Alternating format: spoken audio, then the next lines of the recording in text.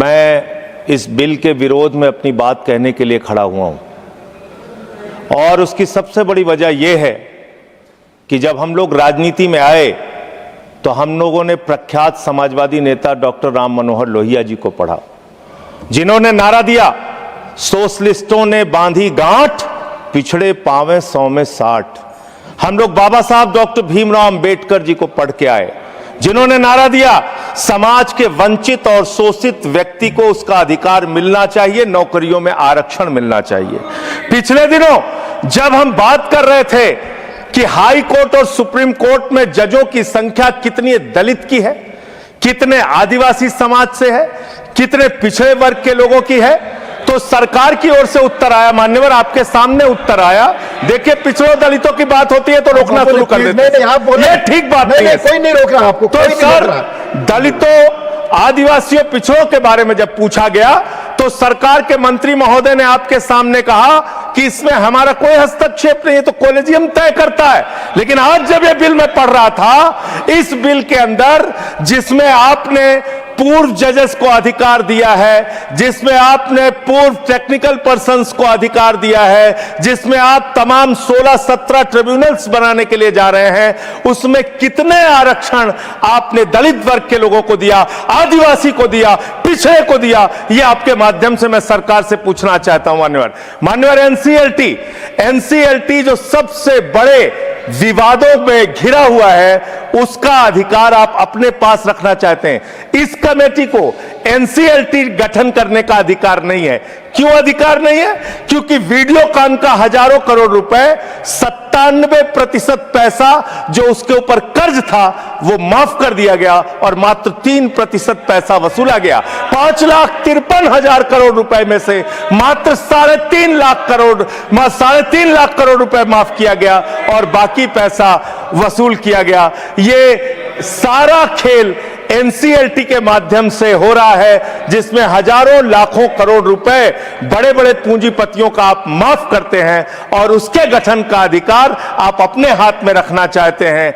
मान्यवर, मैं आपके माध्यम से ये बताना चाहता हूं सरकार को, मैं सूची पढ़ रहा था मान्यवर, सुप्रीम कोर्ट के अब तक के जितने जजेज हुए उनमें से 10.5 करोड़ की आबादी वाले आदिवासी समाज के मात्र एक जज सुप्रीम कोर्ट में हुए। मान्यवर, एक जज हुए।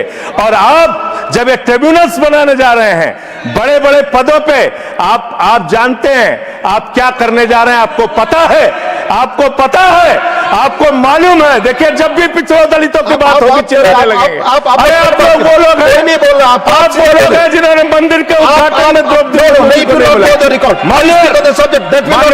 मानव, मैं अपनी बात तो पूरी कर लूं। ये तो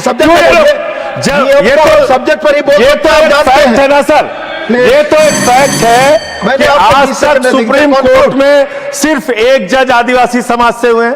इस जज को आप नकार कैसे सकते, इस फैक्ट को आप नकार कैसे सकते हैं? खत्म करो सर। 30 सेकंड और, थैंक यू सर, 30 सेकंड और बोलिए। 30 सेकंड। मान्यवर, मैं आपके माध्यम से सिर्फ इतना सरकार से कहना चाहता हूं, जब आप ये ट्रिब्यूनल्स का गठन करने के लिए जा रहे हैं, इसमें एक महत्वपूर्ण संशोधन आप कीजिए। सारे के सारे ट्रिब्यूनल्स में दलितों, पिछड़ों और आदिवासियों को आरक्षण दीजिए।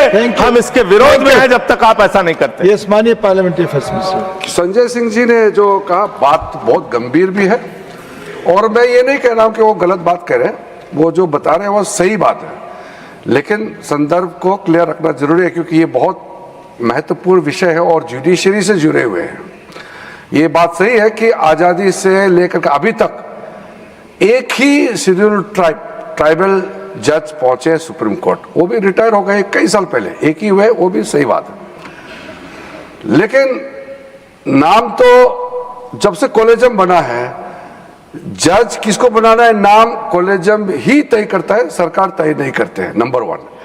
और जब सरकार अपॉइंट करते थे 1992 से पहले, जब गवर्नमेंट अपने से नाम लेकर के अपने से अपॉइंट करते थे, उस समय तो कांग्रेस का ही सरकार था, तब किसी भी आदिवासी को जज नहीं बनाया। और मैं तो खुशकिस्मत से आज यहाँ खड़ा हूँ, आदरणीय प्रधानमंत्री जी का आशीर्वाद, पहला ट्राइबल मिनिस्टर जो मैं लॉ मिनिस्टर बना इस देश का, पहला आदिवासी। और बाबा साहब अंबेडकर के बाद पहला बौद्ध भी हूं जो इस देश का कानून मंत्री बना है। तो नरेंद्र मोदी जी ने ट्राइबल के लिए इतना बड़ा काम किया, ये सिर्फ सांकेतिक नहीं है, सोच के साथ काम किया है। इनका बात को मैं समर्थन करता हूं, लेकिन क्लैरिफिकेशन जरूरी था, नहीं तो कहीं ये मैसेज ना जाए कि सरकार आदिवासियों को सुप्रीम कोर्ट में क्यों नहीं ला रहे हैं, ये मैसेज गलती ना जाए, इसलिए मैं स्पष्टीकरण देने के लिए खड़ा हुआ हूं। Thank you. श्रीमान राम जी।